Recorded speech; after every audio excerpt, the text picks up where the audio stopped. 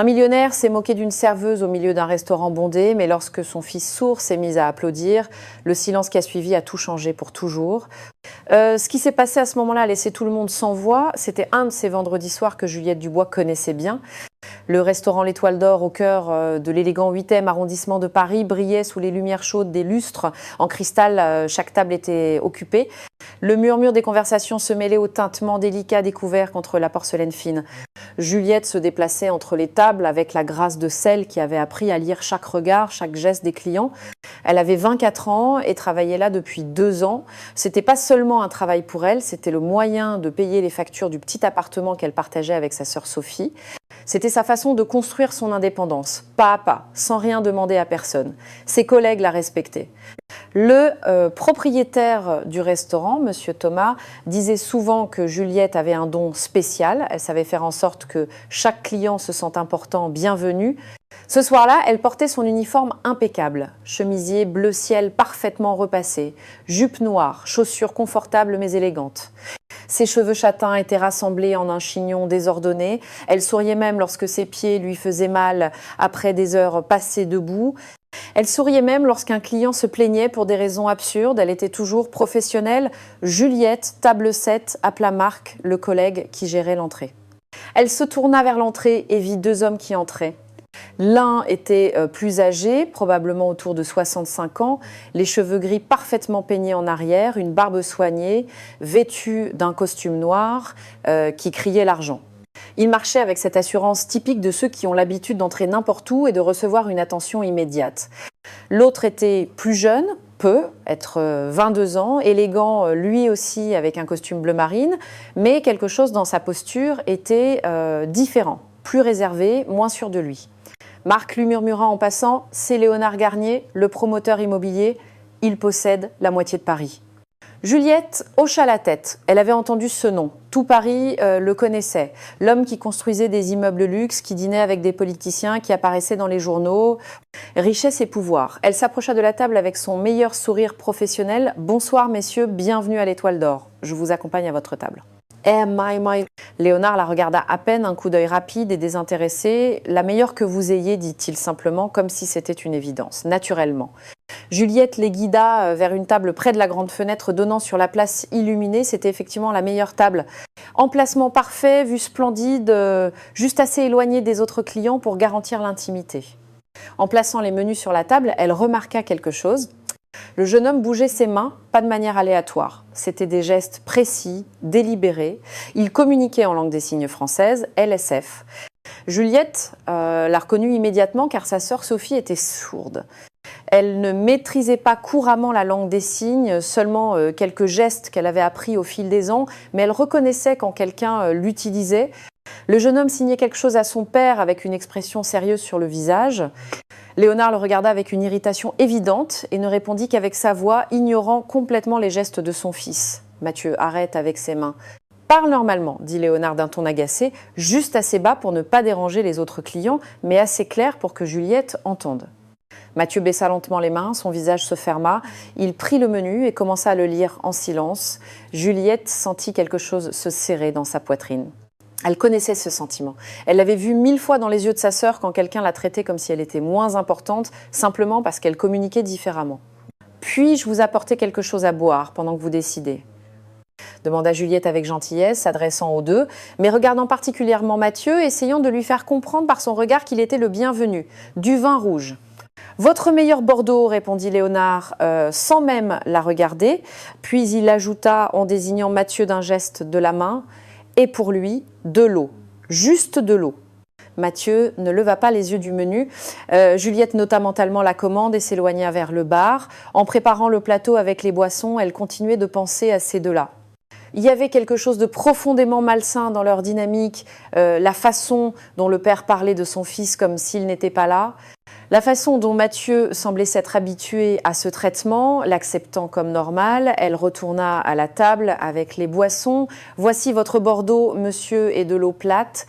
Êtes-vous prêt à commander ou avez-vous besoin de quelques minutes ?» Léonard but une gorgée de vin, le fit tourner dans son verre en connaisseur, hocha la tête d'un air satisfait. « Je prendrai le filet saignant avec une garniture de légumes grillés. » Juliette écrivit rapidement sur son carnet, puis se tourna vers Mathieu. « Et pour vous, monsieur ?» Mathieu la regarda.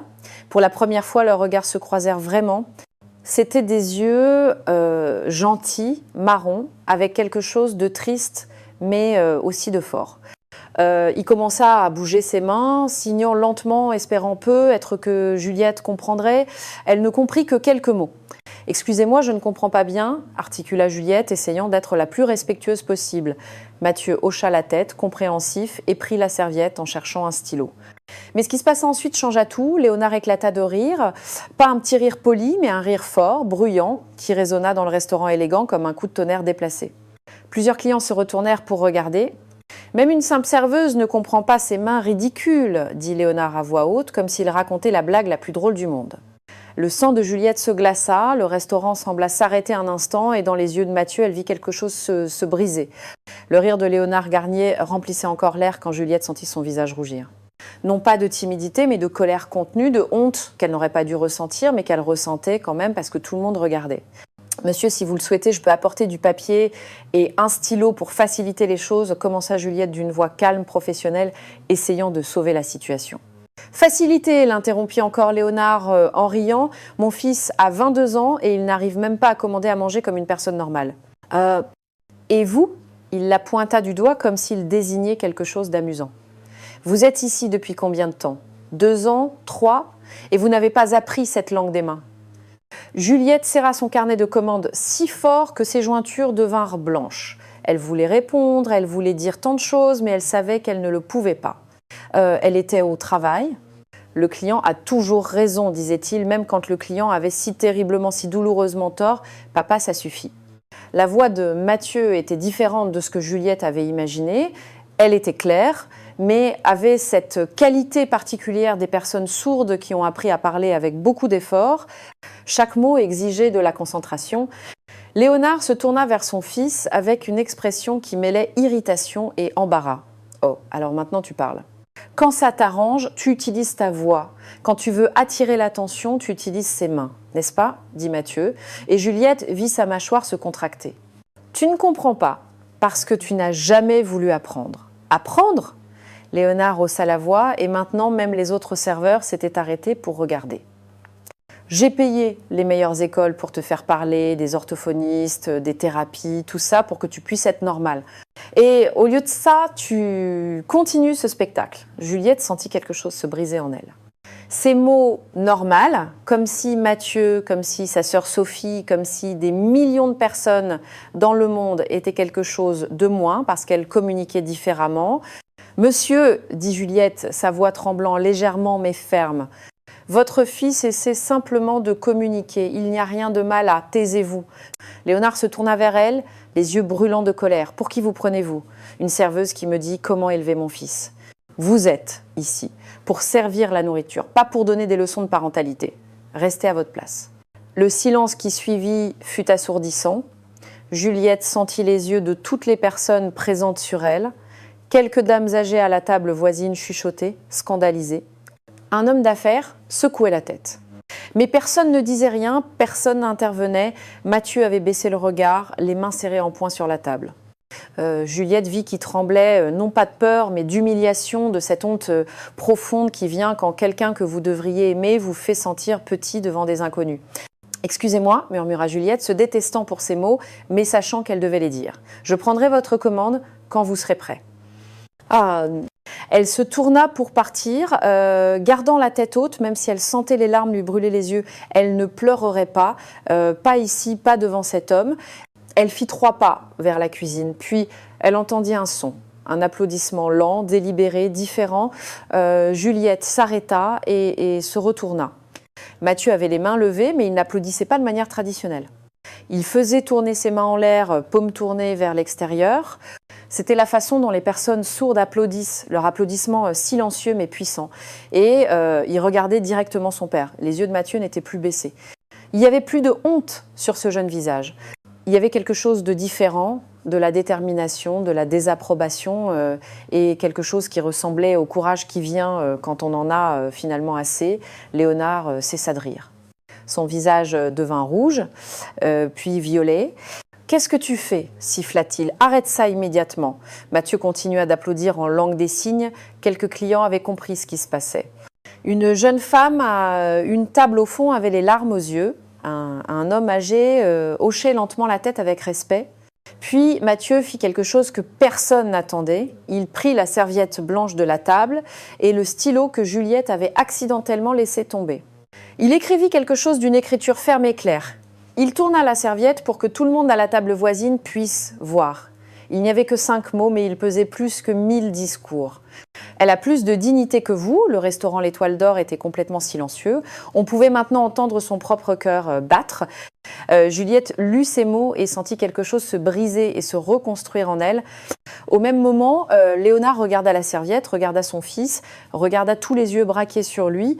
Et pour la première fois de sa vie, Léonard Garnier ne sut pas quoi dire.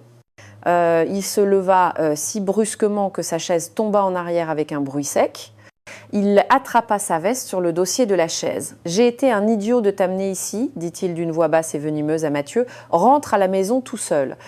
Voyons si tes précieuses mains peuvent appeler un taxi. » Et sans regarder personne, Léonard Garnier sortit du restaurant, laissant derrière lui un écho de pas en colère et une porte qui se referma avec trop de force. Mathieu resta assis, il ne bougea pas.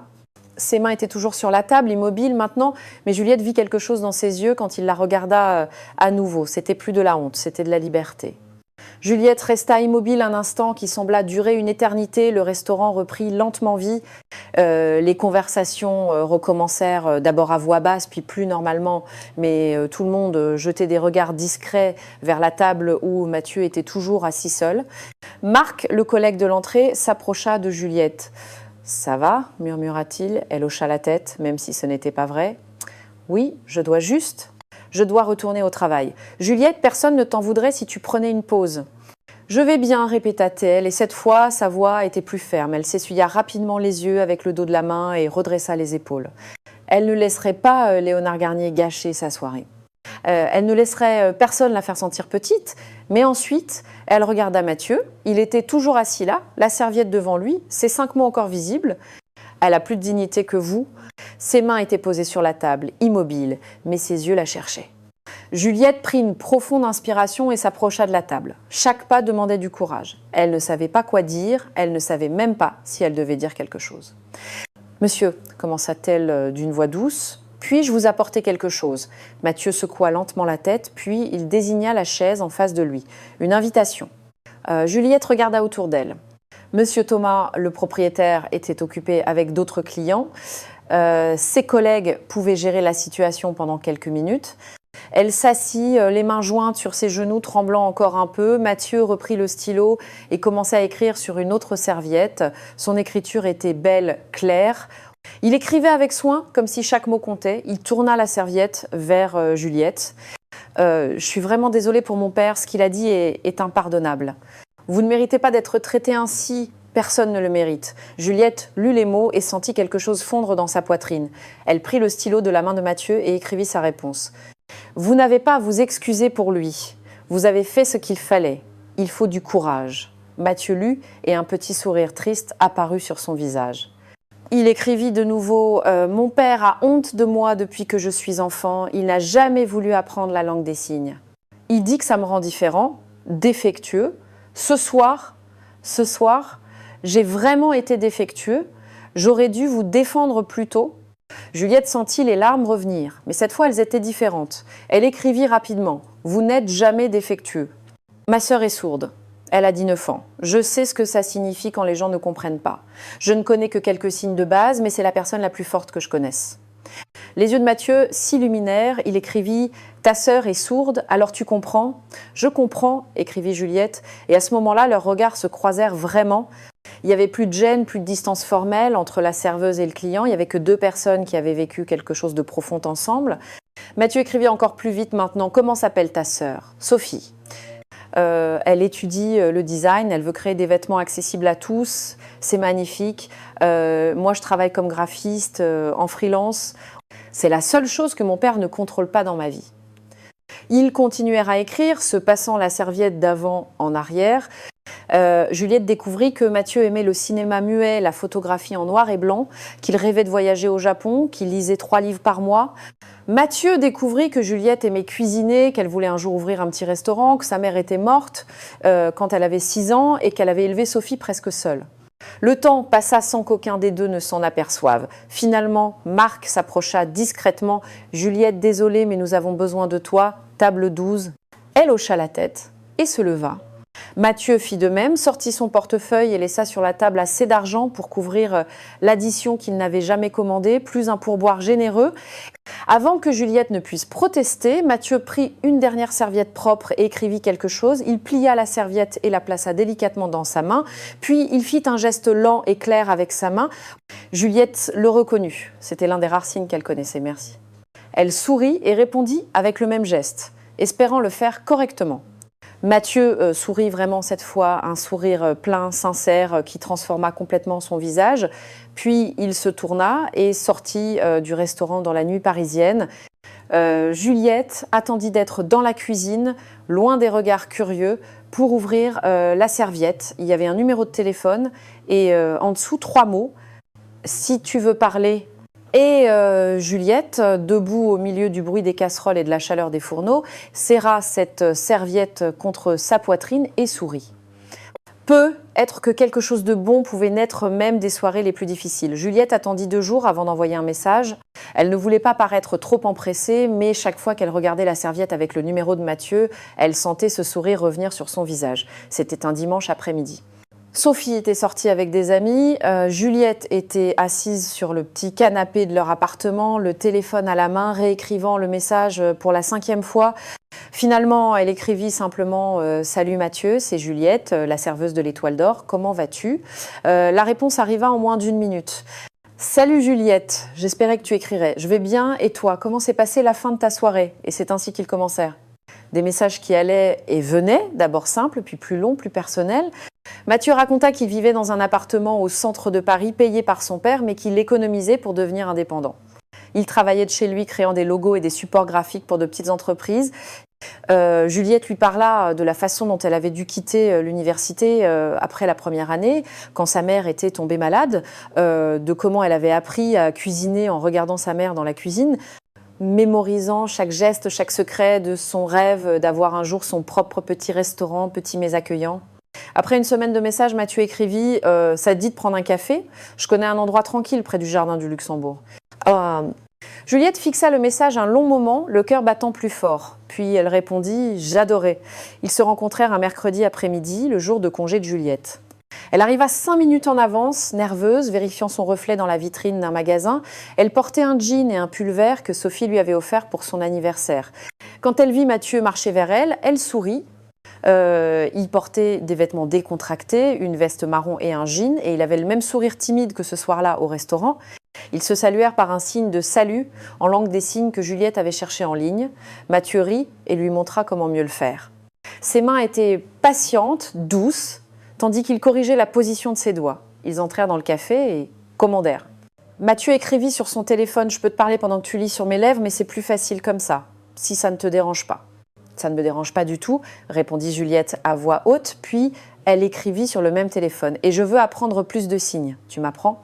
Les yeux de Mathieu s'illuminèrent. Ils passèrent 3 heures dans ce café. Mathieu lui enseigna les signes de base. « Bonjour, merci de rien, pardon, beau, manger, maison, famille. » Juliette répétait chaque geste, maladroite au début, puis de plus en plus sûre.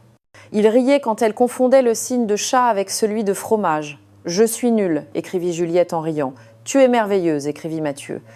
Et la façon dont il la regarda fit cesser Juliette de rire.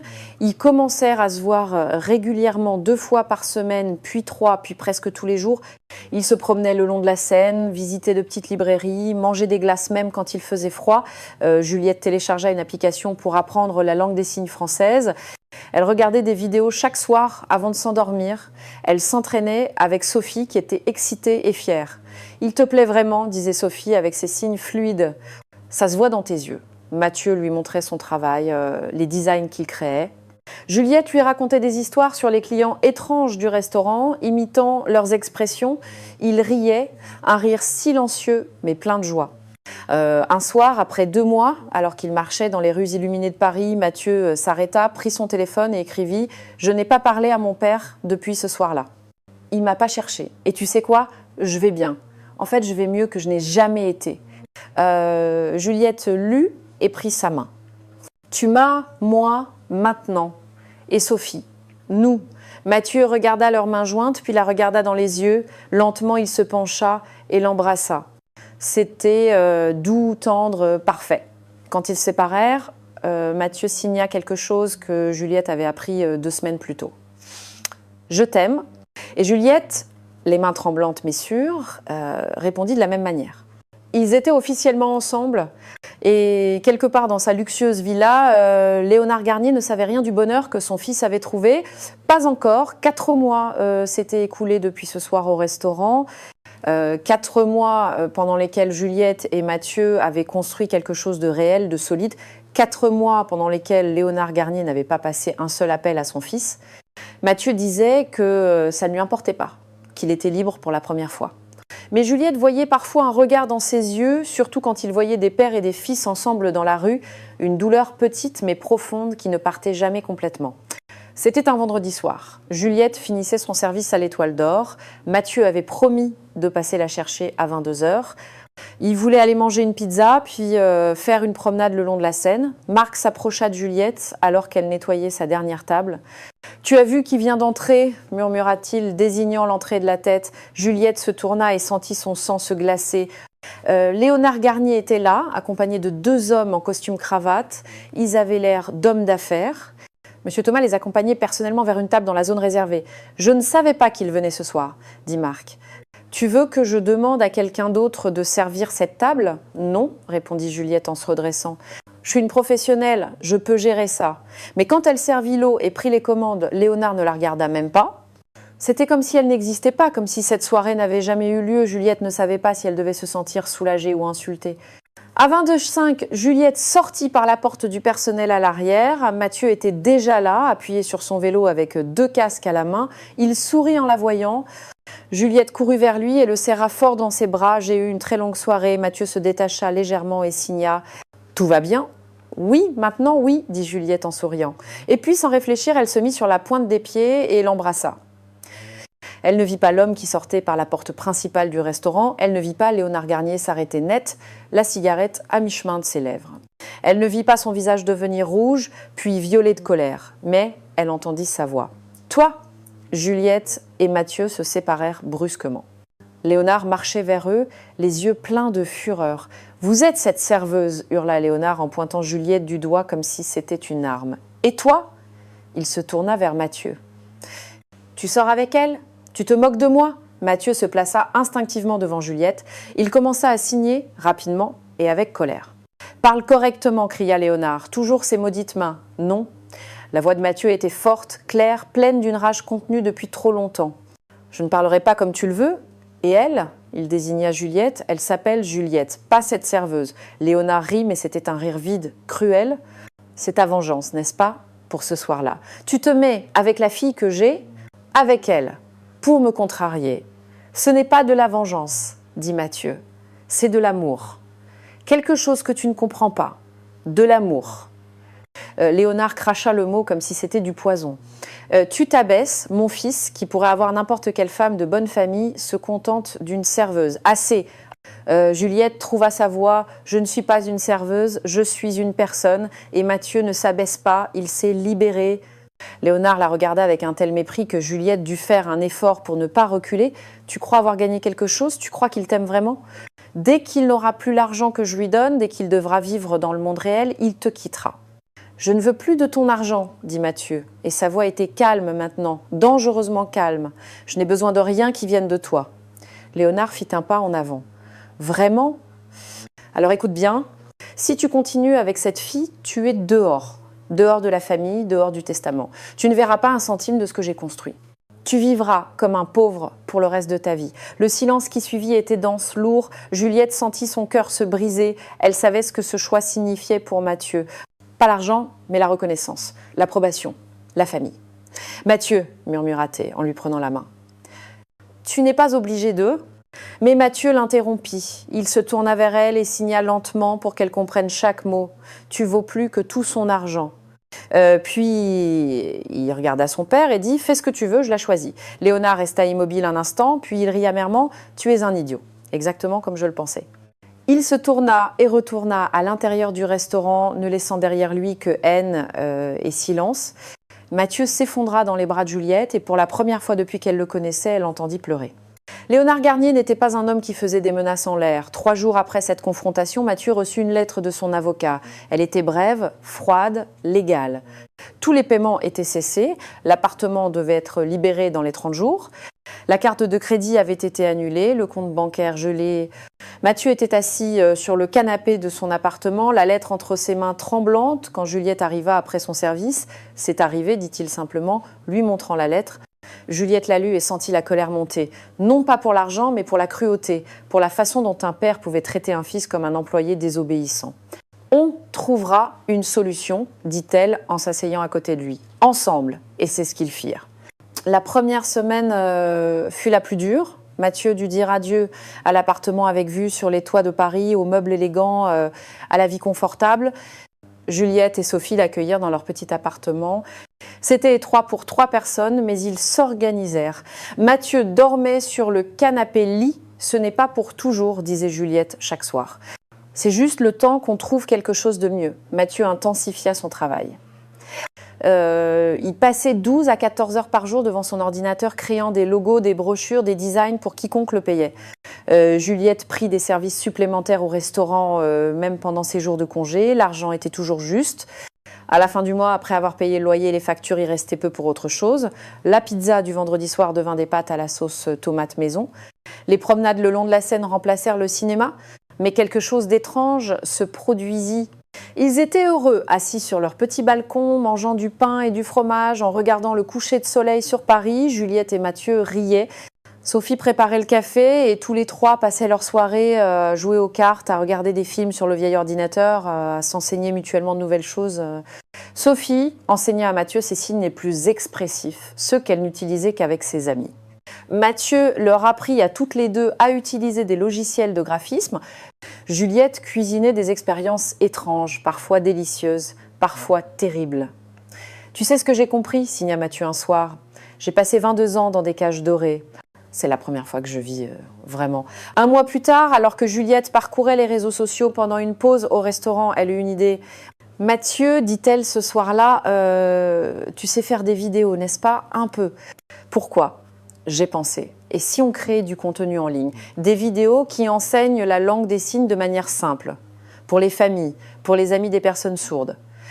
Les yeux de Mathieu s'illuminèrent, Sophie était enthousiaste, ils commencèrent petits, des vidéos de 5 minutes filmées avec le téléphone de Juliette. Mathieu les montait, Sophie les vérifiait pour l'exactitude. Juliette présentait en traduisant pendant que Sophie et Mathieu signaient. Les premières vidéos eurent 10 vues, puis 50, puis 200. Après 3 mois, ils avaient 5000 abonnés. Les gens commentaient, quelqu'un qui explique simplement « Mon fils est sourd et ses vidéos ont changé ma vie, merci pour ce que vous faites. Il ne gagnait pas d'argent, pas encore. » Mais il construisait quelque chose qui avait du sens. Pendant ce temps, de l'autre côté de la ville, Léonard Garnier était assis dans sa villa vide. Le silence était assourdissant. La femme de ménage venait 2 fois par semaine, sinon il était seul. Il avait tout. Le compte en banque plein, la villa avec vue sur les collines, la voiture de luxe, le respect des hommes d'affaires. Mais quand il rentrait chez lui le soir, il n'y avait personne pour l'attendre. Pas de voix demandant comment s'était passée sa journée. Pas de fils. Un soir, en buvant un whisky seul dans son bureau, Léonard ouvrit un tiroir de son bureau. À l'intérieur, il y avait une vieille photo datant de 10 ans. Lui et Mathieu. Mathieu avait 12 ans. Ils souriaient ensemble. Quand cela était-il arrivé ? Quand s'était-il perdu ? Léonard referma rapidement le tiroir et but un autre whisky. Ce n'était pas sa faute, se dit-il. C'était Mathieu qui avait fait le mauvais choix. Mais cette nuit-là, pour la première fois depuis des mois, Léonard Garnier ne parvint pas à dormir. 6 mois s'étaient écoulés, l'hiver avait laissé place au printemps et Paris se réveillait avec les couleurs des fleurs et un air plus doux. Juliette, Mathieu et Sophie avaient trouvé leur rythme. C'était pas une vie facile, mais c'était leur vie et cela la rendait précieuse. Un mardi matin, alors que Mathieu vérifiait ses emails, il vit un message qui le fit s'arrêter. Juliette, Sophie, venez voir. Les deux sœurs accoururent du petit studio qu'ils avaient aménagé dans un coin du salon. Mathieu montrait l'écran de l'ordinateur, les mains tremblant légèrement d'excitation. « Ils ont vu nos vidéos », signa-t-il rapidement. « Ils veulent qu'on parle au forum sur l'accessibilité de Paris. » Juliette lut l'email 2 fois pour être sûre de bien comprendre. C'était une organisation qui s'occupait des droits et de l'inclusion des personnes handicapées.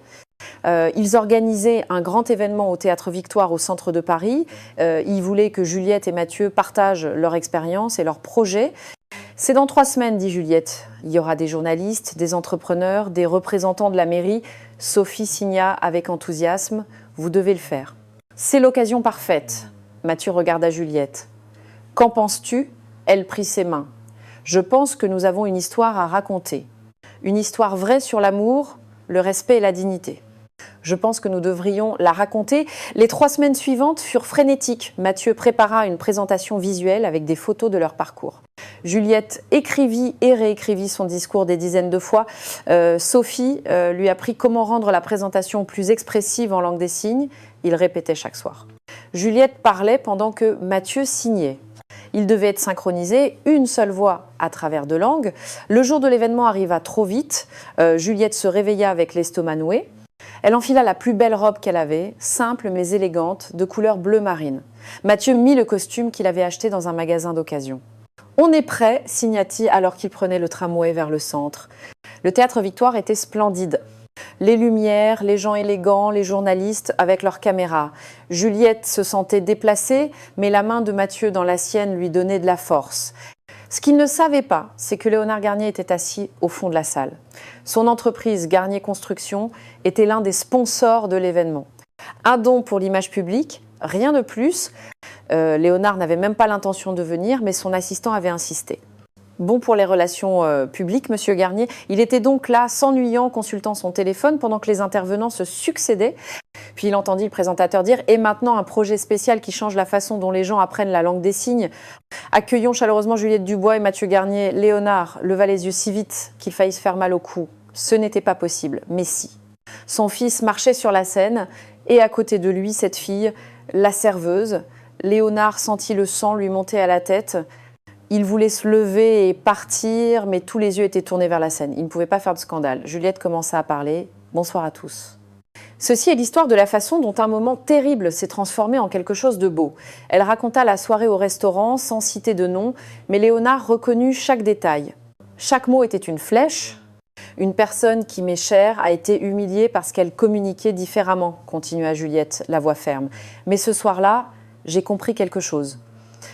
Le vrai problème n'était pas sa surdité, c'était notre incapacité à écouter. Mathieu signait pendant qu'elle parlait, ses mouvements fluides, pleins d'émotions.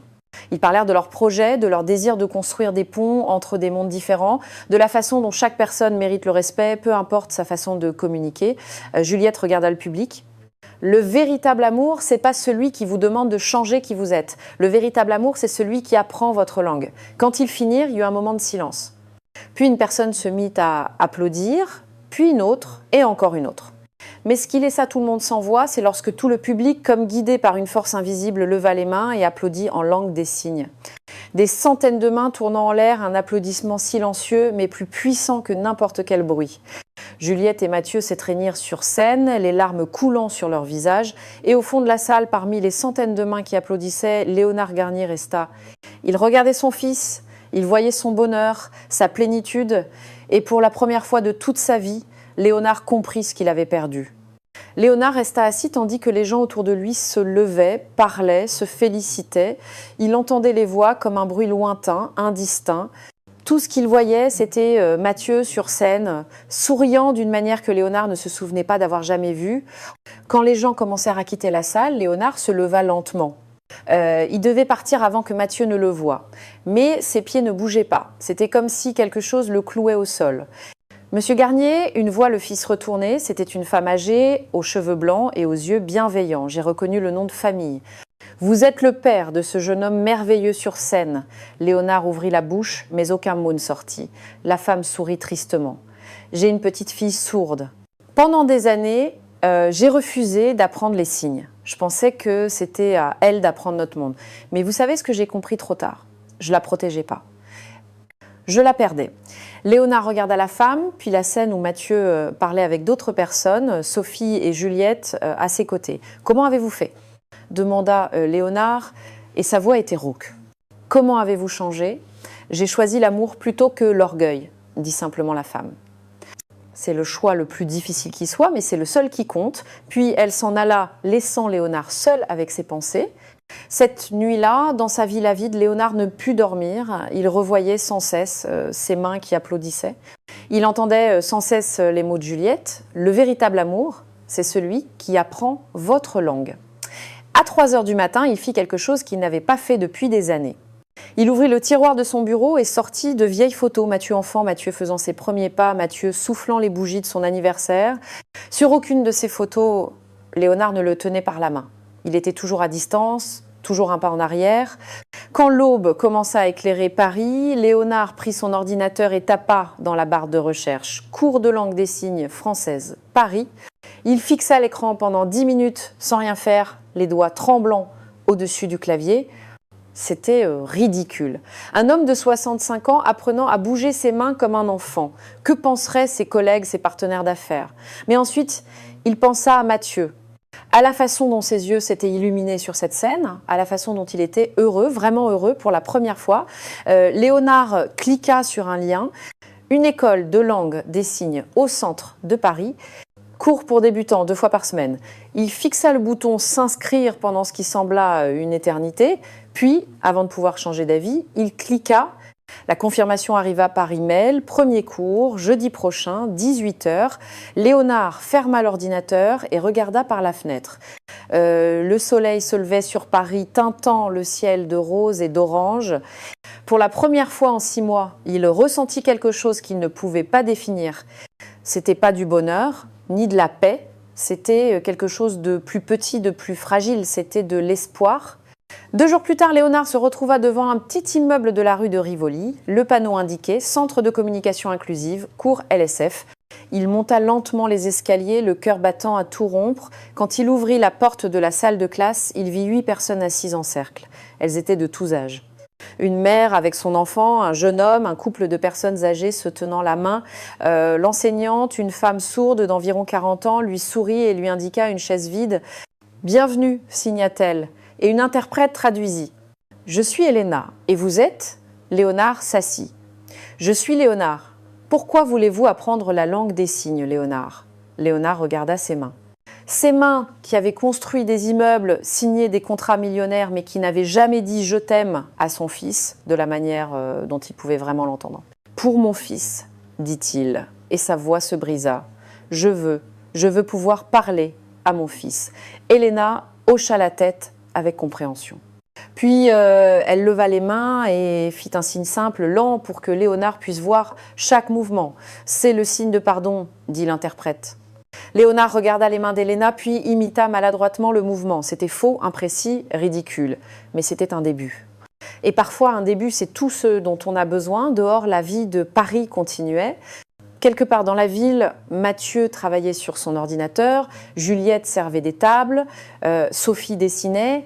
Ils ne savaient pas encore que quelque chose était en train de changer, mais ils allaient bientôt le découvrir. 6 semaines passèrent. Léonard se rendait à chaque cours de langue des signes 2 fois par semaine sans jamais en manquer un. Il était le pire élève de la classe. Ses doigts étaient raides, ses mouvements maladroits. Mais il continuait d'essayer. Elena, l'enseignante, était patiente. « Ce n'est pas une course, lui disait-elle par l'intermédiaire de l'interprète, c'est un voyage. » Léonard s'entraînait à la maison, devant le miroir, se sentant ridicule mais persévérant. Il regardait des vidéos en ligne, remplissait des carnets de notes sur chaque signe, chaque expression. Un soir, Elena lui demanda de rester après le cours. Les autres élèves partirent, les laissant seuls dans la salle. « Puis-je te demander quelque chose ?» signa Elena. Léonard parvenait maintenant à comprendre les signes les plus simples, sans interprète. « Ton fils sait que tu es ici ?» Léonard secoua la tête. Elena sourit tristement. « Tu as peur ?» C'était pas une question, c'était une affirmation. Et elle avait raison. Léonard avait peur. Peur qu'il soit trop tard. Peur que Mathieu ne veuille pas l'écouter. Peur de ne pas être assez bon, de ne pas avoir assez changé. « Tu n'as pas besoin d'être parfait !» signa lentement Elena. « Tu as juste besoin d'être sincère. » Cette nuit-là, Léonard prit une décision. Il était temps. Le lendemain, il fit quelque chose qu'il n'avait pas fait depuis des mois. Il appela son avocat.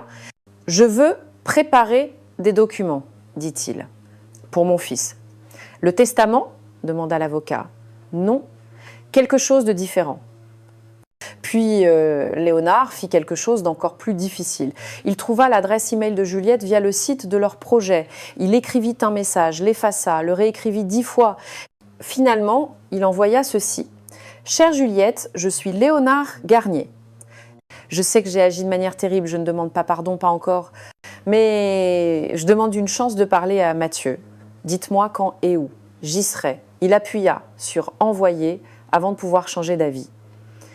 Juliette lut l'email pendant sa pause au restaurant, les mains tremblantes. Elle montra le téléphone à Marc. « Qu'est-ce que je devrais faire ?» demanda-t-elle. « C'est à Mathieu de décider, dit Marc. Mais tout le monde mérite une seconde chance, même les gens qui ont fait des erreurs. » Ce soir-là, Juliette montra l'email à Mathieu.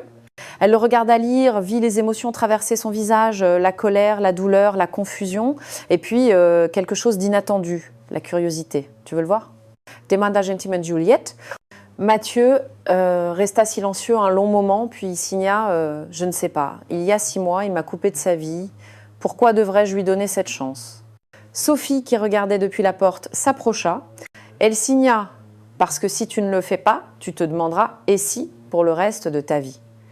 Mathieu regarda sa sœur d'adoption, puis « Juliette, tu viendras avec moi ?»« Toujours, dit Juliette. » Mathieu prit le téléphone de Juliette et tapa une réponse. Dimanche.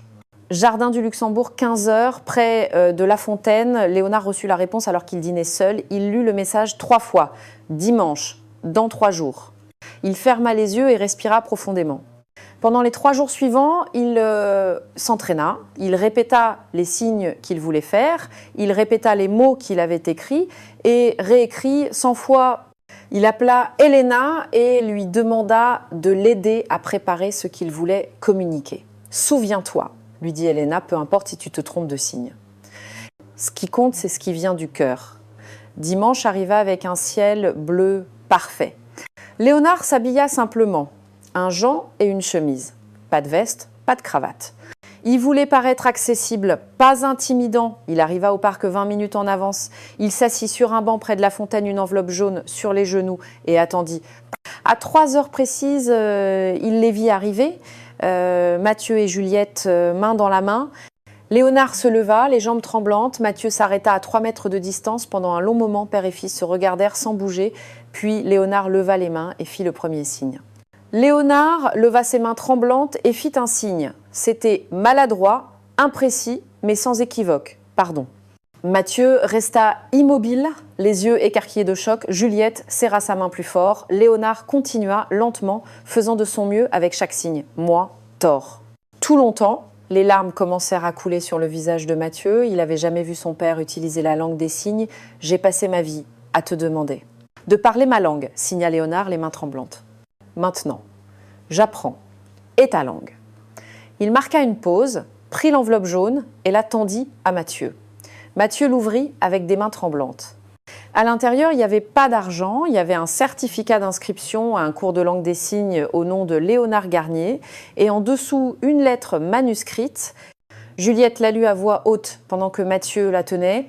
« Mathieu, j'ai passé ta vie à essayer de te changer, de faire de toi ce que je voulais que tu sois. J'ai jamais demandé ce que tu voulais, toi. J'ai jamais demandé qui tu étais vraiment. Je t'ai fait honte de ta surdité alors que j'aurais dû célébrer ta force. Je t'ai repoussé alors que j'aurais dû t'embrasser. Juliette n'est pas juste une serveuse. C'est la personne qui m'a fait voir ce que j'avais perdu. C'est la personne qui t'aime pour ce que tu es. Et maintenant, je comprends. Elle vaut plus que tout l'or du monde. Je ne te demande pas de me pardonner tout de suite. Je te demande seulement de me permettre d'apprendre d'être le père que j'aurais toujours dû être. » Le silence dans le parc était total. Seul le son de la fontaine en arrière-plan. Mathieu regarda son père, cet homme qui l'avait fait se sentir anormal toute sa vie, et il vit quelque chose de nouveau. Il vit de la vulnérabilité, il vit de l'effort, il vit de l'amour. Finalement, lentement, Mathieu fit un pas en avant, puis un autre, puis courut. Il se jeta dans les bras de son père et pleura comme il n'avait pas pleuré depuis son enfance. Léonard le serra fort, si fort, comme s'il avait peur de le laisser partir à nouveau. « Je suis désolé, murmurait-il, je suis tellement désolé. » Juliette s'éloigna de quelques pas, les larmes coulant sur son visage, leur laissant de l'espace. Le père et le fils restèrent enlacés pendant ce qui sembla une éternité. Quand ils se séparèrent enfin, Léonard regarda Juliette, il s'approcha d'elle et d'une voix humble dit « Merci, merci d'avoir aimé mon fils mieux que moi ». Juliette secoua la tête. « Je ne l'ai pas mieux aimé, je l'ai aimé différemment, mais il y a de la place pour les deux ». Léonard hocha la tête. Puis il regarda Mathieu et signa lentement mais clairement moi, aimer, toi. C'était pas parfait. La grammaire était fausse, mais c'était sincère. Et pour Mathieu, c'était tout. Le petit appartement de Juliette, Mathieu et Sophie étaient remplis de rire. Léonard venait dîner tous les mercredis. Il pratiquait ses signes, toujours maladroits, mais de mieux en mieux. Ils racontaient des blagues terribles qui faisaient rire tout le monde. Leur projet en ligne avait atteint 50 000 abonnés. Léonard avait offert son aide. Pas avec de l'argent, mais avec des contacts, des conseils, du soutien. « Construisez-le vous-même », avait-il dit. « Je vous couvre ». Mathieu avait trouvé un nouvel appartement pour lui et Juliette, petit mais à eux. Léonard ne payait pas, mais il avait aidé avec la caution comme un cadeau, pas comme un moyen de contrôle. Un soir, alors qu'ils étaient tous assis sur le balcon à regarder le coucher de soleil sur Paris, Léonard signa quelque chose à Mathieu. « Je suis fier de toi ». Mathieu sourit et signa en retour. « Je suis fier de toi, papa ». Et à ce moment-là, en regardant son fils heureux, sa belle-fille qui riait, Sophie qui signait des histoires animées, Léonard Garnier comprit quelque chose. C'était pas l'argent qui rendait riche, ni le pouvoir, ni le succès. C'était ça. Ces gens, cet amour, cette famille. Il avait perdu son temps à essayer d'être respecté, alors que tout ce dont il avait besoin, c'était d'être aimé.